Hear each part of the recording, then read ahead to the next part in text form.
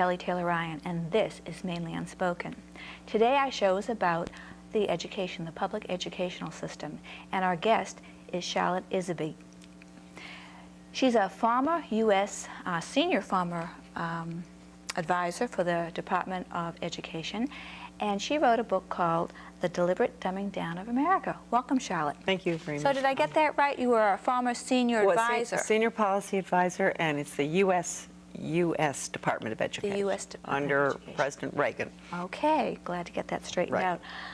The Deliberate Dumbing Down of America. Why did you write this book? I started researching education in the early 70s after having returned from Europe. Overseas, actually, I had been in the Foreign Service for at least 18 years. Some of that was spent after I got married and living in Belgium with my husband, but I had lived abroad for pretty much 18 years. And I came back to the United States and put my children in the public school in Camden, Maine. And I was absolutely shocked to see what was happening. And I don't think I was alone. That good public school teachers, older teachers, were also very shocked at the things that they were being required to do.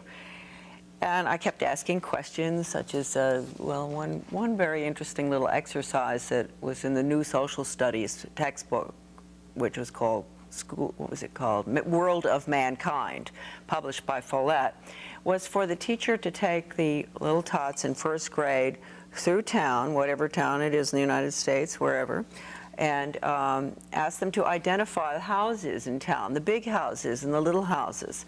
And what do you think they eat in the big house? What do they eat in the little house? And I thought, what is this? The point being, what? This is, to create the class system, class warfare, really. And I knew that because I'd lived in socialist countries, so I thought, what is going on here? So I went to the school board meeting, not realizing that I was going to be, I caused quite an uproar, and they hauled me up the flagpole as a censor, because I said, what does this have to do with education? I don't really understand. And I realized then that things had changed. And so then I began to check on other things other than social studies, and I saw that they were planning on easing out the grammar. They were planning on getting rid of A, B, C, D, all these things that were quite traditional and had worked very well. The audience has to understand that the United States had the finest education system in the world until probably 1960. And so all of a sudden, and I went out of the country in when did I leave? 1953. And so I left when we had this great system of education. And because they were sticking with the basics. Oh, yes. They were teaching people how to read, how to write, That's right. how to do research. Yes. And then you come back, and all of a sudden, instead of focusing on the basics, they're taking kids down the street and saying, well, what do the people in this big house eat? What do the people in this small? That's right. And the point, but what was the point that they would tell the citizens? Not class warfare. Well, that's a very good point you're making. It is, they would say, well, this is a world of mankind. The children have got to understand that there are all different groups of types of income, people who are poor, people in other countries, and later on they were even having the children eating rice for breakfast. And a lot of, the audience saw this. They'd have the children role-playing starving children in Ethiopia or wherever. This is to change their values. The whole purpose of this kind of education, which really is socialization, it's I call it socialism education, really, redistribution of wealth, etc., is to change our children through the schools so that they will be very comfortable living in a socialist world management system. And very clear, the teacher's manual for this particular social studies textbook said, I don't know that they do that, they're that clear about it anymore. It said it was based on a humanistic curriculum, and they defined that. And they said basically it was children had to be educated to be tolerant of all religions, all lifestyles, They should understand other forms of government, basically. But that's not a bad thing. No, it sounds good, doesn't it? It sounds very good. Yes, but the point was that they were not emphasizing the United States Constitution. They were not emphasizing rights, absolute moral values at all, right and wrong, which had been emphasized in all curriculum ever since this country was founded. And even under the public school system, you know, we had the Ten Commandments hanging in the classroom. No more of that, because you've got to be tolerant of everybody's viewpoint, and everybody means the whole world. So the education from... So it's taking our culture away from us. Absolutely taking your culture away. So I became very concerned, and I wrote letters to the paper, and I even ran for school board. I finally got elected after 3 tries. And I did manage to get a lot of the very bad programs out, the values clarification, survival games. They were putting them in where the children decide who's going to be allowed to live and who's going to die, who's going to be in the lifeboat, who's going to be allowed in the bomb shelter. Or they'd be given a list, a priest, a pregnant woman. Some people would say that's critical thinking, teaching Yeah, them how to think. well, you're correct. And critical thinking, you see, was the label that was given to the values clarification after the tremendous controversy over values clarification. And it's the same thing. In fact, Lenin coined the word critical thinking. Is that right? Yes, and it's non-absolutist thinking that evolves. And it's the dialectic where you have the thesis and the antithesis. For instance, it's wrong to steal. That's the thesis. The antithesis is it's okay. And so you come to the synthesis is sometimes it's okay. And you can do this with anything: stealing, murder, abortion, whatever. And So there's no right or wrong. you end up with a synthesis where sometimes it's okay, and then you just keep moving, you know, towards the non-absolutist viewpoint, and you sort of end up where it's okay all the time. Abortion is a very good issue to take on that score. I mean, we've finally gotten to the point where it's just okay, huh? But there used to be a time when sometimes it's okay.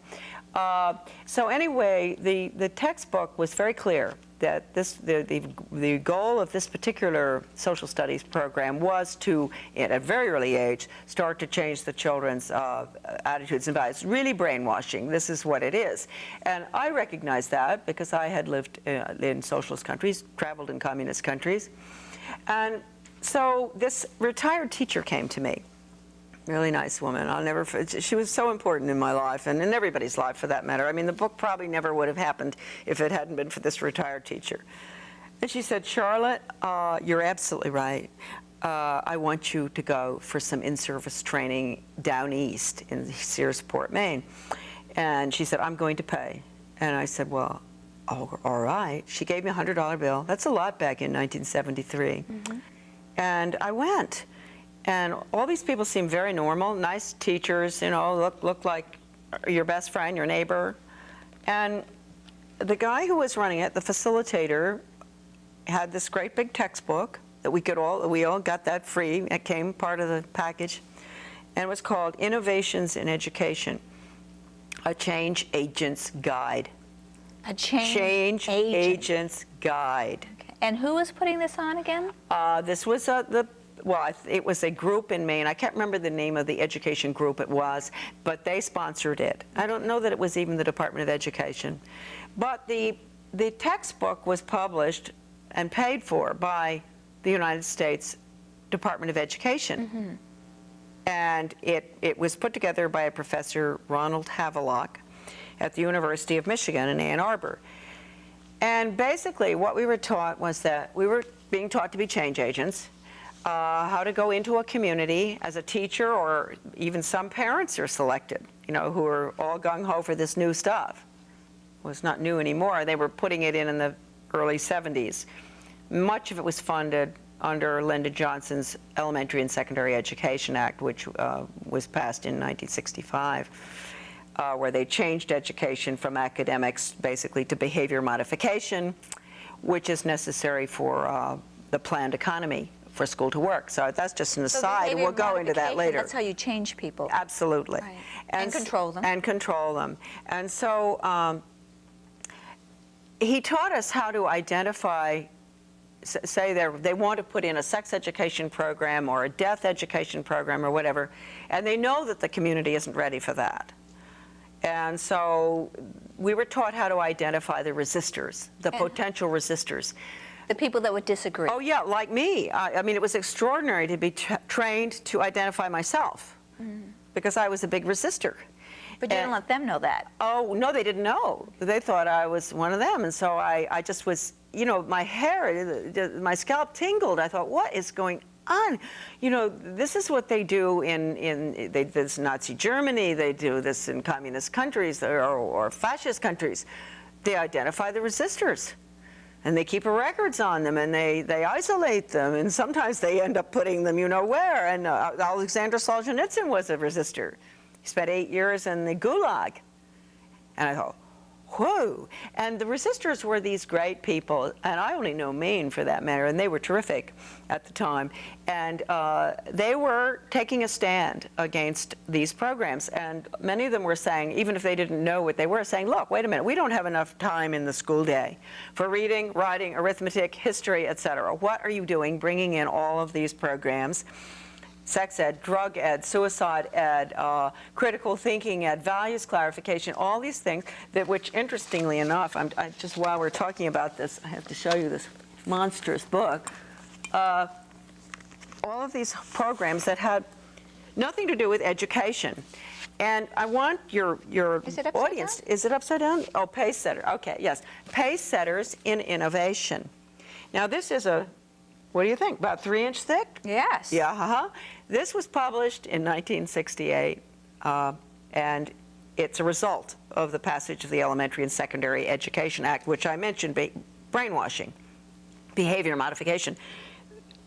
These are all programs in here to brainwash our children. Now, what are the teachers saying about this? Or are they being brainwashed too? Oh, the poor teachers at the time, if they didn't like it, there was a way to get rid of them. What they did, though, rather than automatically, because if they had tenure, you can't get rid of them, they would put them through the training. All this in-service training the poor teachers had to go through. But this is an extraordinary book. I mean, it's just, you just take a look at these programs. They're all throughout here. Value change. They even had school buses that they were playing tapes. Subliminal tapes? So, yeah. You're kidding. No, they were just tapes that were to help to change the children's values. I never heard any of them, but the program is in here. And the mastery learning programs were in here, master teachers programs, all the programs going in now, global individualized education programs, et cetera. So going back to... So it's taking the power away from the parents. Oh, yeah, absolutely. But the parents don't even know that's what's happening. No, and they trust. They're so trusting. So anyway, I went through that, and then we were also taught how to identify the important people in the community, really good people who want to help and volunteer to be on task forces to implement these things, whether they're Chamber of Commerce, the Rotary, Garden Club, and these poor people have been used. We were trained how to identify them, go to them, get them to take a position in the community because they were highly thought of, people would listen to them. And what was the mission? What did they tell you was the mission of being a change agent? Oh, to bring about change, that the world, if I heard that, my superintendent in Camden was a change agent himself, and I got along pretty well with him because he knew I knew. Right. In fact, he said to me after I went through the training, he said, why did you go to that training? He said, I give that training too. You could have taken it from me. And I said to him, Tom, I didn't have to take it from you. All I have to do is sit opposite you at a school board meeting. Yeah. Because I know how you all operate. And it is so sad that the education establishment at the highest levels, I'm not talking about teachers, has decided that they have to manipulate the people in order to get the programs. But why would a superintendent in Maine, a very small community, want to change his community? What is he getting at? Oh, well, no, he's really not getting anything, but he's a professional change agent. And I might point out that Maine is very important for this. Maine has had the National Training Laboratories in Bethel, Maine ever since the 50s. And people come from all over the world to go through training. They could be doctors, lawyers, ministers, teachers. They go there for training to become a change agent.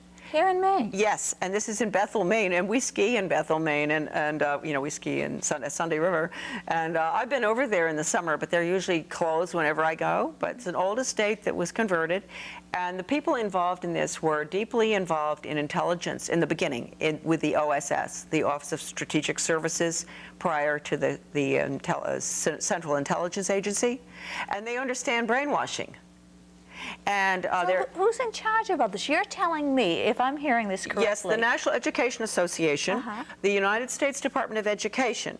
You have to remember that the U.S. Department of Ed, this will come as a surprise to many people, does fund the National Education Association for various purposes.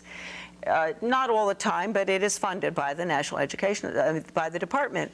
You know, so this has been going on for a long, long time. And so anyway, I got in there, and when I saw that, I just, as an American, and I just really was sort of an apple mom and apple pie, red, white, and blue, you know, Memorial Day parades. I was brought up that way by my family. My father was a lawyer. My mother volunteered for everything. And I just was appalled. I've never, ever gotten over it. I got on the White Horse in 1975, and I've never, that poor horse, I've never gotten off that white horse, and I will not until they stop this, until they stop what is actually brainwashing. And Okay, parents, but you have to go back a little bit, Yep. okay, because you're losing me here Yep, a little okay. bit, okay? You're saying they're brainwashing, okay? You're saying Yep. these people that are experts in brainwashing is using the Department of Education to Yep. brainwash our children. Yes.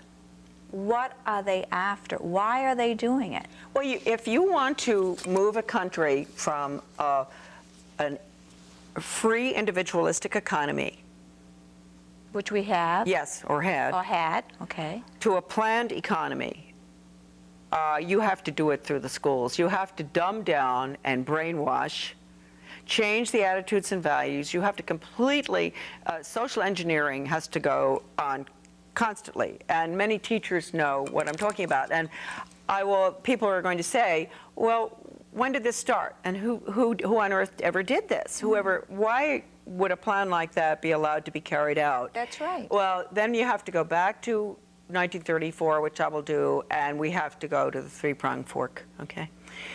So I do think that the watershed year, although you can go back to the early part of the century when the Rockefeller Foundation and the Carnegie Corporation were deeply involved in education, and that it was decided then that Carnegie would deal with the international part and Rockefeller domestic. But then we moved on to 1934, and this was after World War I, and there were these educators were, many of them, going back and forth to Russia, very admiring of the new system in Russia, the communistic system. And they wanted to put it in here in the United States. And so the Carnegie Corporation, that had always been involved in, you know, trying to get us into world government after the League of Nations and all in 1917, they still had this goal. And of course, world government will be communism. I mean, it's really international socialism. That's what Lenin called it. So they've always wanted this. And the Department of interestingly enough, Education today is going along with yes, that? absolutely, yes.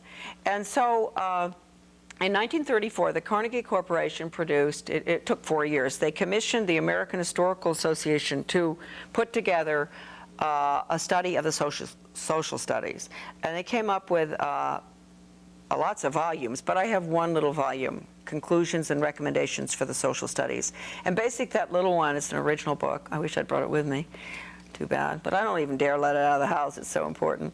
It called for changing the United States through the schools from a free individualistic economy to a socialist, collectivized, planned economy in the New World Order. It says that in the book? Yes. And that book was written when? In 1934. By who? It was the Carnegie Corporation paid for it. The American Historical Association put it together. And Can people get that book in the library? no. No? No? No, they can't. But I have quotes in my book, you know, from it. But from that time on, Carnegie Corporation consistently, without any hesitation whatsoever, didn't run into any obstruction, poured its money, its tax-exempt money, which we make possible for them to have, into changing American education. They funded the, well, let's go on to the 1945. They're deeply involved. Alger Hiss was deeply involved with the Carnegie Corporation. He was a accused Soviet agent. They didn't get him on it, but they got him on libel. But most people do think that Alger Hiss was a Soviet agent. He was Carnegie.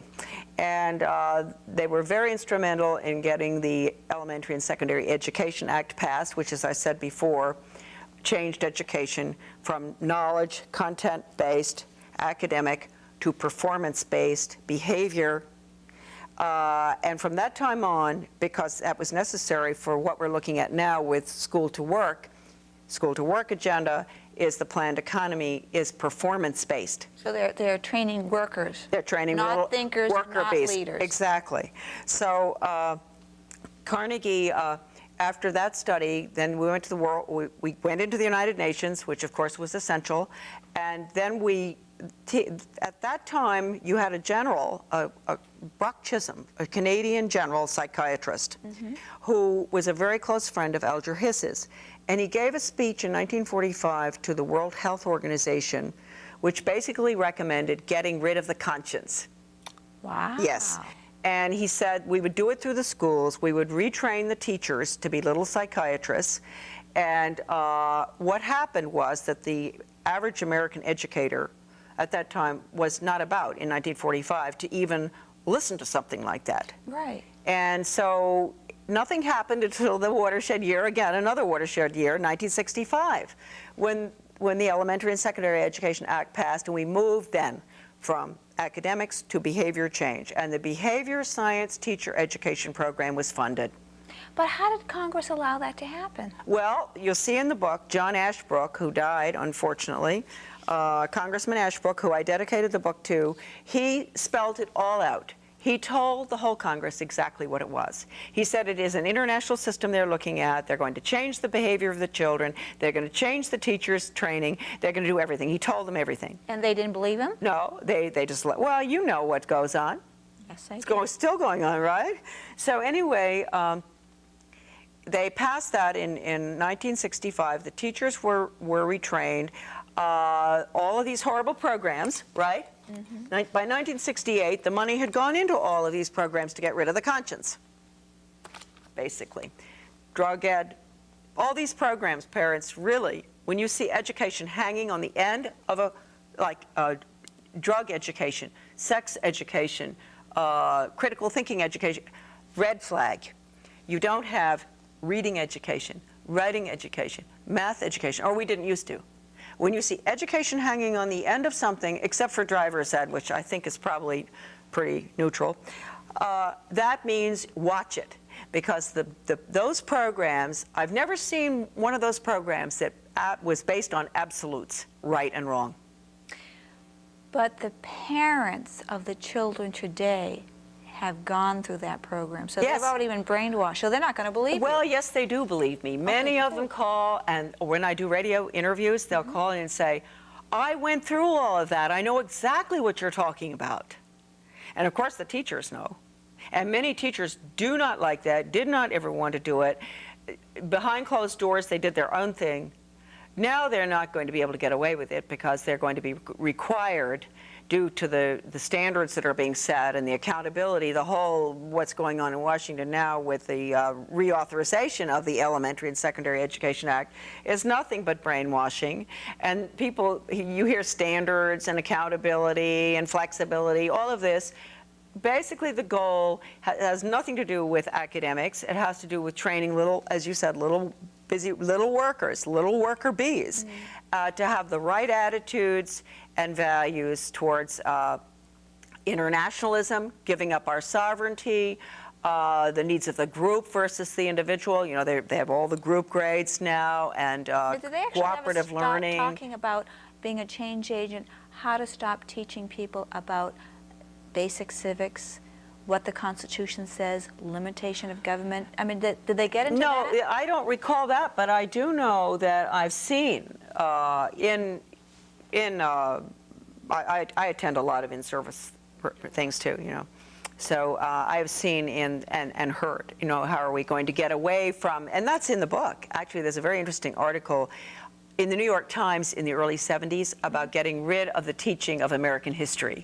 You're kidding. Oh, no, not early 70s. New York Times article in the book. And it says that, yes, and we're not going to talk about George Washington anymore. We're going to focus on the world, because you have to get these world-minded students, or else they're going to rebel. If you want to put the Americans under a global management system or whatever it is, be very careful you don't teach them the Constitution, the Bill of Rights. Don't let them have any history, because they are going to object when this system is taken away from them.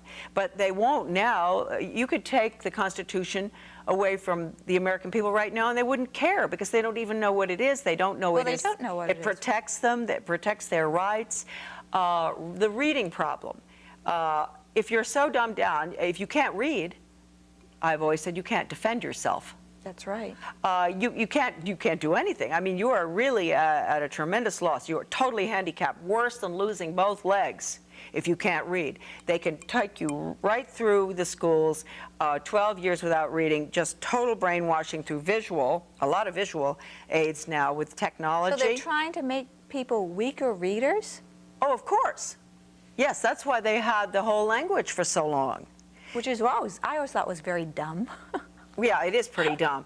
I think that some teachers, a really good teacher with whole language and an understanding of the traditional phonics, I don't mean direct instruction, which is Skinner, the Skinner phonics, but a good teacher who understood phonics, well, could use a whole language program quite well, because there are some things about whole language I like, you know, where the children are really immersed in a lot of good literature. Sometimes it's not so good, and it depends on the teacher. But anyway, the dumbing down was absolutely deliberate, and you don't even have to go through all of the documents that I have in my book, but just ask yourself, why is it that last week the Senate voted in the House on the reauthorization of the Elementary and Secondary Education Act, and it comes to something like, I mean, it's unbelievable. I mean, it's I think it's $100 billion. It's $100 billion a year. And we have children who can't. We're at the bottom of the list internationally, academically, and we're spending $100 billion. We will be, because it's reauthorized for 7 years. It's not quite that. I have to be fair, but with the interest that's going to be paid on the debt, yes, it will be. $100 billion a year. And you have homeschoolers and private schools that are doing it on $2,000 a year per pupil. So we don't need to spend all that money. We don't, but you see, the brainwashing is horribly expensive. And when we think that a program has failed, I mean, I saw all these programs in the U.S. Department of Education. Right? In fact, I was relieved of my duties for leaking a very important one. But when we think a program has failed, you and I, to the top educators, not the teachers, the top educators, it's successful, because that's what they want. And they take their orders not just from the U.S. Department of Ed. I know this because I was there. I know where we got our orders from. Where? The UN. We get it from the UN? Yes, and this is an international plan, and I just took something off my email today out of England. England is putting in the exact workforce training, the exact standards, the exact teach to the test, which no good teacher wants, teaching to the test. They're going to fire the teachers who won't teach to the test. I mean, and they're going to fire the teachers who don't get the results. What's interesting is if you go back to the late 1800s in England, in my book, they had a form of outcome-based education. And this is what it's called? Yeah, well, that's outcome-based education, because you're teaching to the narrow curriculum. Just really workforce training skills will be, or attitudes, certain attitudes, get along in a group. They'll know one area and they won't know what else is going on. And that we really ought to discuss, because people think school to work is probably like vocational education. But it's not. No, and it's not, and you don't start vocational education in kindergarten. And school to work is being started in kindergarten, where they're focusing on work and jobs, et cetera, and taking children, nursing homes, this, that, and all. And by 4th grade in some states, they're psychologically profiling the child to find out, can you imagine in 4th grade, what he would be good at, what he should do in the future. And what they will start doing is they will apply the curriculum. It's called applied learning. And you might think as a mother or father that your child is taking a regular math program for first grade or second grade. Let's say fourth grade. And you better find out, because your child's future may have already been identified. So are you suggesting everyone take their kids out of public school and homeschool them? Well, yeah, well, if possible, that certainly is a good idea, but a lot of parents, including myself, probably wouldn't. I don't think I would have been very good at homeschooling.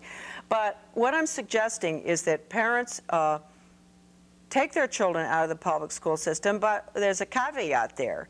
They should find a good private school if they can, and homeschooling, of course, is good. But make sure that the private school that you select, whether it could be a Christian school or an independent, non-sectarian school, is not worse than the public school. I have found out from many parents who've done this that they want to put their children back in the public school. Now, they may have had a pretty good public school. At this point, there are some public schools that are still pretty good, but they won't be for long, because they are going to get rid of it. I don't want to go into ones in Maine, because I really, as I told you, I've got a lot of documents on Maine, but I decided that my efforts could be better spent on a national basis rather than getting deeply involved in Maine, because I would have become much too close to the problem and become very upset. Maine is leading the pack with the restructuring. That's all that I can say. And they've been doing that since when? Oh, yeah. Well, they've been doing it since the mid-20s, when this Augustus Thomas was named superintendent of schools in Maine, and he was a big internationalist. And he gave a speech to the National Education Association in regard to the need for using the schools to bring about world government. So he was... Back in the 1800s, he No, said that? this was in 1922. 1922, he I said think. that. And so he was the head of the Carnegie Corporation, but he was part of that pack. It was these gentlemen, and they were gentlemen at that time, and I think that well-meaning. I really believe after World War I, they all sort of fell for this idea that we never want to have another war again, and we're all going to have to get along, and we hear all this now too. And also that the Soviet Union, when it was first created in 1917, I believe it was 1917 that he may have given that speech, yeah. Yeah, huh? They thought that this was a good idea. They had been convinced at the university, Ivy League universities mostly, that the United States was so wealthy, and we should, be concerned for the poor. And we had a poor and rich in our country, the coal mines, and all this was going on. And so they were convinced that this was the way to go. And, I don't want to attribute any really evil motives to them at that time. However, with Carnegie has held on to these motives for just too long, able to see the brutality of communism and understanding that, but still very deeply involved in pushing the agenda to the point where in 1958, Dwight Eisenhower, our president, signed agreements with the Soviet Union in every area imaginable, including education. Carnegie was involved in that. And then in 1985, they kept renewing all of these agreements. 85, President Ronald Reagan, and the Carnegie Corporation signed agreements with Gorbachev and with the Soviet Academy of Science to really basically merge the two systems. Oh, what a shock for people to hear that. Although right now they're heaving a great sigh of relief, because they're saying, oh, but Charlotte, communism is dead. The Department of Education, is that constitutional? No, it is not constitutional, and there is nowhere in the Constitution that it calls for a Department of Education.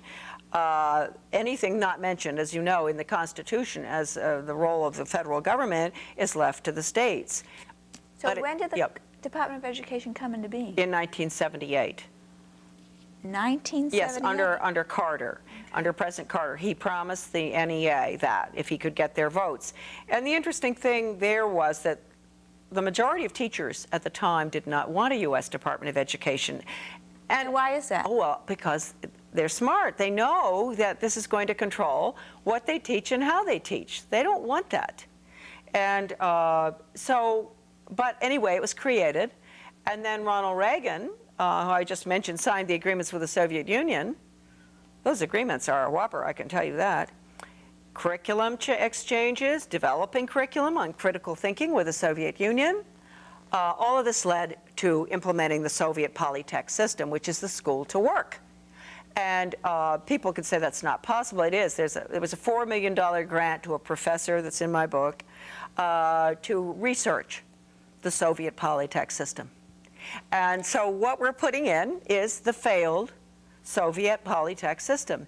And people are out there, and they're probably saying, and I really plead with my good friends in Maine or in any state, please do not sell your children short and tell me that, oh, all I care about is that my child gets a job.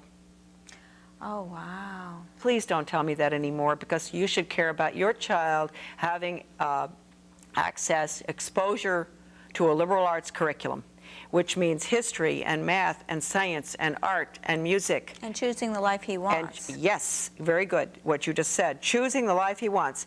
And I had a radio interview with in Minnesota recently, and I was talking about this. It was a very good, it was an old rock and roll station, really interesting guys listening, and a lot of people wondered, you know, how I got on that. I don't know how I got on, but it was so successful. And this lady emailed me after I talked about this, and she said, you have no idea. My son was with me in the car. He's 12, and I've had a terribly hard time with him.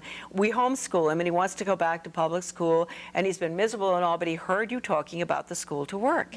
And he said, just what you said, he said, Mom, I want to choose my future. And you know what he did? He went, even though Congress doesn't understand the dangers of school to work, this 12-year-old went to this big rally in Minneapolis where they're trying to kill the legislation which is implementing all this restructuring. I wish we had the same thing going in Maine to kill it here. He went to the hearing at the State House, and he had a big sign which said, I want to choose my future. And I think this is great, because why is it that he at 12 understood what school to work is, but you can't get Governor McKernan when he was governor, you can't get Senator Mary Small to understand it, you can't get Jane Amero, you can't get Governor King, you can't get any of the people involved in implementing this in Maine, because they do not want to understand it. They have been given all of the documents, and I think this is so sad. What about Olympia Snow and Susan Collins? No, not going to do anything.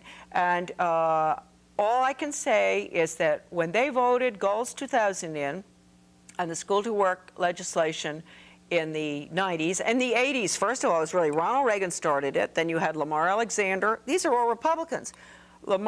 First of all, Ted Bell was the Secretary of Education. Then you had Lamar Alexander, and then you had and Bill Bennett. All Republicans. And all of this, and then President Bush, the former President Bush, in the congressional record in my book, calls for the apprenticeship system, calls for training the children for the workforce. Then his son, of course, and then you have Clinton, who was involved in it too, all the governors involved. And then you have George Bush Jr. implementing it. His bill, the education bill that just is passing right now, is embraced by Senator Ted Kennedy. Now, if people don't understand here that we have a serious problem, the Republicans and the Democrats at the top are totally in bed together on this. And that's because they are both controlled by the internationalists.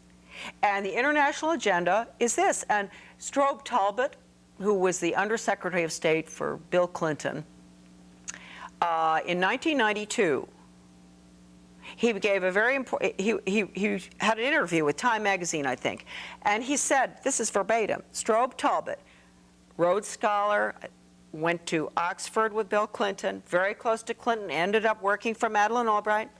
He said, in the next century, which is right now, we're sitting here, the United States will cease to exist in its present form. That's pretty sad. And we will owe our allegiance to a global government. Now, I want your audience out there to understand that this restructuring of education, which has been in the works for 100 years, as I've tried to point out, is just the culmination of the plan. It has been a deliberate dumbing down. They never could have done it to us if we'd been well educated. To make it easier to control. Exactly. And to put us under. And we will go under if people don't wake up. And the only way that I believe the education system is the most important thing of all, because that's where the way you educate your children, their attitudes, their values, their understanding of freedom, etc., is cultivated in the schools. And if they do not have that, they're going to allow the most magnificent system, political and economic system the world has ever known, to die. And it's dying right now because Congress voted to change our form of government in the 90s when they voted in the School to Work agenda and the Goals 2000. They did, because if you change an economic system to a planned economy, there's no freedom left. In fact, the Business Alliance is one of these big groups. I have a document here. It takes too long to go into all these documents, but from them, and you know what it says? This is for people in your audience who think you're off the hook. Oh no, Grandma, you're not off the hook. Neither are you, Grandpa, because it's kindergarten through age 80. That they're going to be brainwashing. Yes, and it is on this piece of paper, kindergarten through age 80. And that is why Andy Rooney, you know, who does 60 Minutes, a couple of weeks ago, he was floating this balloon about people who aren't going to retire as early as they used to. Isn't this wonderful? Folks, you can work a little longer because you're so much healthier. They're just getting us used to that. We're going to work until we die. Yeah, we're serfs. And this is all documented. And this is an international plan. They have in Hong Kong, they've got OBE, they've got everything they've got in Maine. Was it a plan then to get both families or both parents to have to work then? Oh yes, and the Federal Reserve did that through creating, you know, inflation, deflation. And that's to weaken the family? They had to do that. They had to get the mom out so that they get the schools into the, I showed you that. This is just extraordinary, this little document here.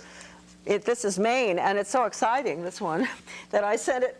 I had all my friends around. Maine's always in the vanguard on all of this stuff, right? Sorry, that's where your tax money is going, folks out there, you know, into doing a lot of pilot studies for the rest of the country and world, probably. Actually, the Common Core of learning that Maine has, it says in one of their documents that it's been used in 9 foreign countries. So anyway, this is called a reaffirmation of faith in Maine's public schools. And you're talking about getting rid of the family influence, et cetera.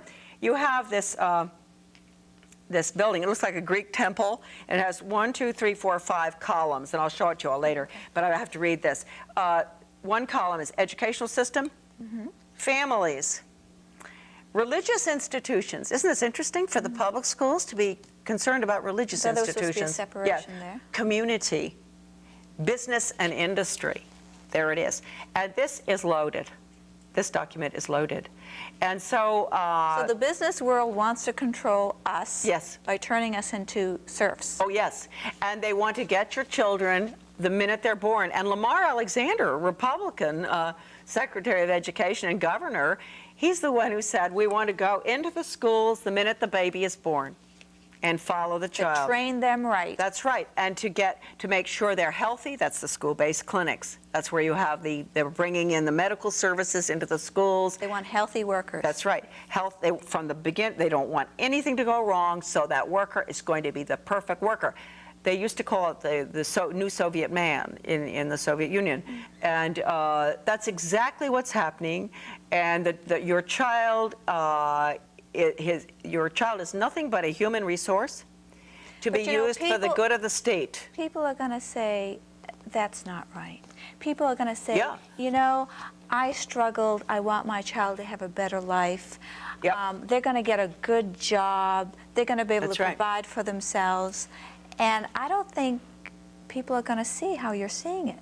I agree with you 100%, but I don't think most people are going to see Probably that. not, and that's very important, since there was a time when they could afford not to see it, right? But they can't afford They can't afford not to see it any longer, and I think that something's happened. I've noticed, for instance, with my book, that the controlled left, which is Ted Kennedy and all, who take orders from the UN, and the controlled right, Who which is also the take orders from the Heritage- UN. Yes, the Heritage Foundation and a lot of the controlled conservative media who refuse to review my book, right? Because I am not in favor of federally funded or school choice proposals, because I know that will take over the private sector. We can go into that later. That's why they don't want to do a review of my book. But you have those two groups that are working very closely together, but they don't make up for the bulk of America. And so they won't buy my book. I mean, there's certainly some very fine Republican conservatives who've bought the book, but they are not in the controlled group. And it's the same. There's some very good liberals who bought my book, because liberals don't want this done to their children either. But in the middle, I have all these people I don't know where they're coming from. It's sort of a middle America that has been working hard, knowing something had to be wrong. I mean, how can you spend close to $100 billion a year and kids can't read? They keep saying this, what's going on? And so they are buying big time, and the book is selling like mad. We've gone into a third printing in 18 months. That's wonderful. Yeah, and because they're documents. These people are saying... It's proof, evidence. What they're saying is, I don't want to listen to people, the talking heads, Right. on Sunday morning anymore. I don't care whether it's Because they're conservative controlling or them, what. what they're told. That's right. I want the facts, and this book has the documents. It has the facts. Verbatim, and they're all cited. And Going back 100 years. Nobody's safe. I mean, if the shoe fits, you wear it. I'm sure that, the conservatives, the controlled conservatives, they didn't like it at all when they looked in the index, and they found that I had to tell the truth. So everyone needs to buy this book and read it. They sure do, and especially educators, and I'd say especially everybody. I think the most important people right now, because the only way we get out of this mess is to get rid of the United States Department of Education. Abolish it, totally. That sounds pretty radical. Bring all control back. Well, it really isn't. The radical thing is that we decided to create a Ministry of Education, which is what every single socialist country in this world has. And that was the radical thing that we did.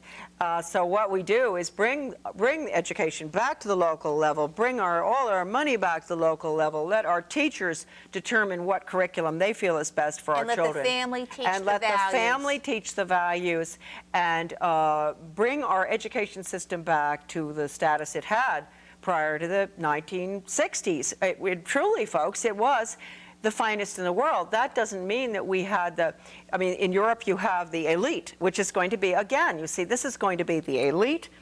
10 or 20% will get the liberal arts, get that, because they're going to be the leaders in this wretched system.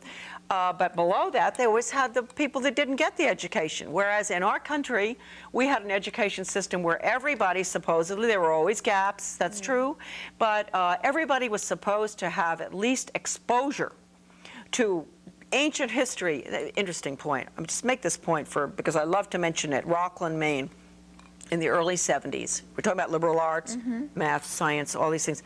In Rockland, Maine, I got a hold of a Breasted's ancient history book. Required, 1972, required for sophomores.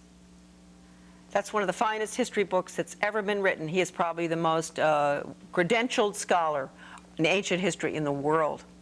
Now, I mean, since 1972, what has happened?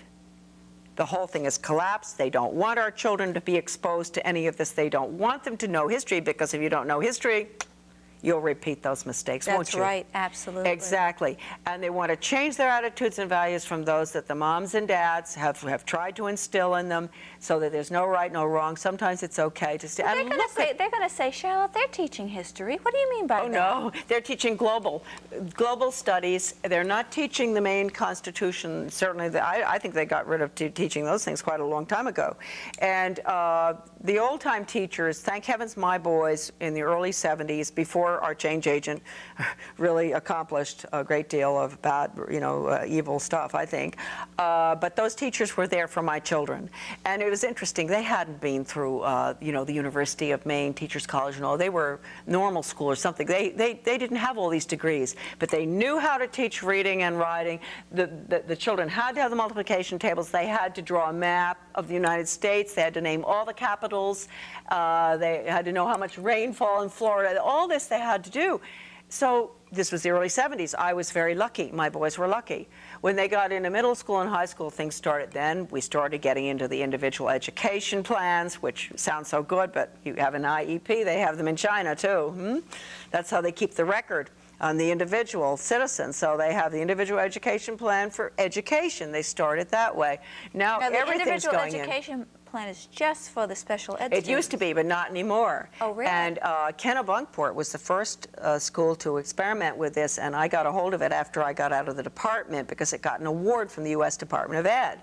And I got a hold of the material, and it said in there that they were putting in the IEPs, individual education plans. So the children are no longer competing with other children. They're working at their own pace. This is the real dumbing down, if you've ever heard of that. It sounds so nice. And you know, children that are wanting to work at their own pace with no competition, I never would have gotten anywhere that way.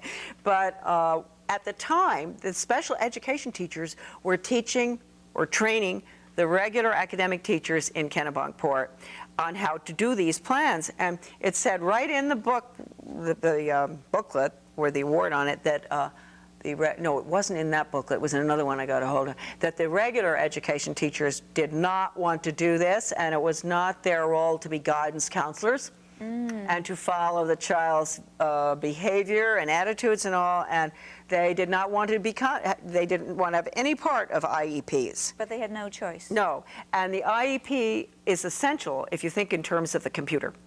You see, and the IEP, because the computer can track everything that a child knows, thinks, does, whatever.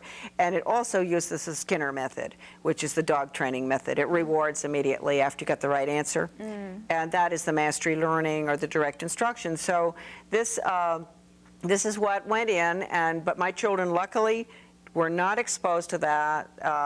There were things changing in English at that time, but I'm very grateful that they did get the education that they got when they did, but this has all changed.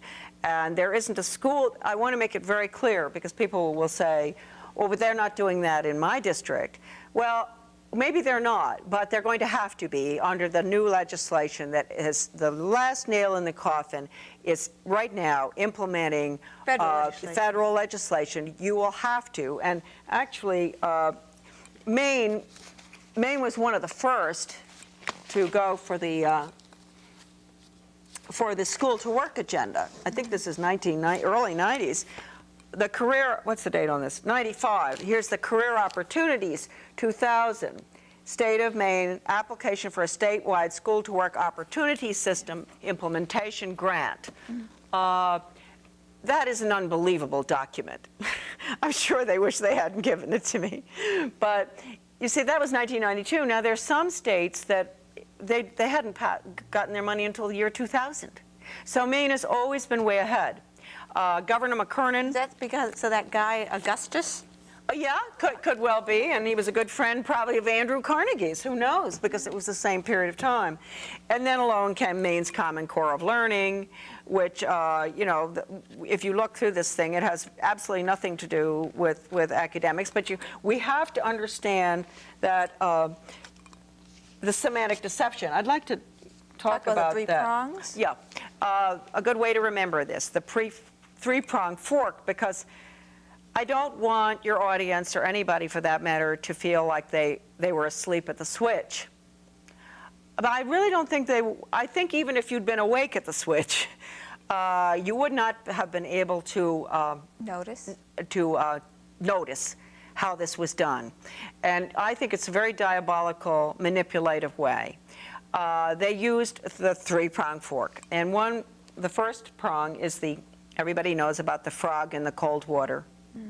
You slowly turn up Yes. the heat, and he doesn't notice he's being cooked. That's right. And that's what's been happening to us. That's right. We're just about cooked now. Okay. But we have people like you, and we have a lot of wonderful people out there who I think are waking up, and the book is helping a lot. But so the gradualism, the frog was probably thrown in the cold water around 1910. You know. Oh, wow. So it was a very slow cook. Yes, slow cook. But 1934 was the watershed year. That's when the water got pretty hot. With Carnegie saying we're going to use the schools to change America from a free individualistic economy to a socialist, collectivist, planned economy in believe it or not, the New World Order. And you have to remember the quote from Strobe Talbot in 1992. He certainly knew this had been going on for a long time, and so did Bill Clinton. So anyway, you have the gradualism. And there's a marvelous quote in there from a leading change agent in the Montgomery County School Plan out of Maryland in that plan was what was that? That was 48, I think. Yeah. Paul Mort came down from New York City, change agent, into Montgomery County, Maryland, and implemented the plan for the whole country. That's in here. And at the time, he said, it takes 50 years to bring about change. Charlotte, I just want to let you know you have 5 minutes to get this all in. Okay, so it took 50 years. We're right there, right on target. So that was the gradualism. And the Paul Mort stuff is in there. And the Montgomery County plan, incredible. So then came the next prong in your fork. You're all going out gardening, so you must have a 3-prong fork, don't you? Yes, I do. I think I see them, yes. And so the next one is the dialectic, and I know that sounds like a big word and it's complicated, but it really isn't at all. And you want something. Say you want to control the local schools in Maine, and you don't know how to do that because everybody wants to hold on to their, elected officials and all this and that and make their own decisions. Well, you just get the costs of education going so high that the property tax is out the window and everybody starts screaming. The old people have to move from their houses, et cetera. So what do? They did it in Michigan. They tried to do it in Maine and it didn't really work. We fought it. But in Michigan, they did it. They came to the people of the community and said, well, you know what, don't worry anymore. You don't have to fund education at the local level. We'll take care of that at the state level. This will bring your property tax down. They fell for it. So they create a crisis so they can come in and save the day, and people are desperate saying, okay. That's right, okay. That funding of education is a very important one there. So that you could use it with anything, like the California crisis in electricity. But the funding of education is the control. Oh, yes, as long as we allow the federal funding, that's right. We're being controlled. Yeah. And the minute you move your local funding to the state level, the state level takes its orders from the federal level. State departments of education get up to 80% of their operating budget from my old office in Washington. So that means Augusta, when we get rid of the Department of Education, Augusta's going to crash because they won't have any money to operate. All right, that's that. Now we go from the dialectic to semantic deception, which the use of terms like basic skills. Basic skills to the average parent means reading, writing, and arithmetic, et cetera. To them, basic skills is understanding the need for world government. It's getting along with any lifestyle, approving of it, being tolerant of anything. So they have different definitions. Oh, yes, different definitions. And this is really bad that they've used this. So for instance... 2 minutes. Okay, 2 minutes. Values clarification was changed to critical thinking when we caught on. Also, decision making. I always say, what parent doesn't want their child to be able to make decisions? Right. That is a program I would say, hooray. No, you know what it is? Decision making is making a decision who's going to be allowed in the lifeboat and who's going to be thrown in the ice water. And that is what happened at Columbine. This philosophy has created children who do not understand. They're like they're out on a ship without a rudder, they're without a compass, because these values destroying programs, which are in that big red book. Values destroying programs. Yes. I think people need to remember brought that. About Columbine. And the talking heads, you hear them Sunday morning say, well, what are we going to do about our children? And what happened with these Columbine and Paducah, Kentucky? Why are they doing this? And I say, why not? Why not even more? The reason we don't have more is because there are still good teachers who are refusing to participate in this kind of education. And I plead with people not to fall for the school choice proposals. There is no school choice proposal that is legitimate or safe, as far as I've seen, except for homeschooling. And be very careful, don't accept anything from the local school system. If you do, computers or money or anything, you will be controlled. And so but tuition tax credits or vouchers are very dangerous. France went down the tube with tuition tax credits. If you accept a penny from the federal government, you're going to have to conform your curriculum, your standards, your graduation requirements, et cetera, to the federal government, which is actually the international government. Charlotte, what's the name of your group in Maine? Oh, we no longer exist, actually, because the wonderful president of it is not well. But it was Guardians of Education for Maine, and we were in existence for 23 years, and we did quite a lot of good. But I think our time is sort of past. Is it on a website, or is it the website's off too? I think it may have a website. Yes, GEM, Guardians of Education for Maine. .org or .com, but people should get my website. That's what I need. Absolutely. Yeah. Okay, Charlotte, thank you for coming. Thank you so much. Thank you for watching. Now, you've got to get Charlotte's book, The Deliberate Dumbing Down of America. Remember, federal funding is going to destroy your child's life, basically. Exactly. Okay? Call up Charlotte if you have any questions, you want to educate yourself about exactly what's happening. Thanks for watching, and we'll see you next time.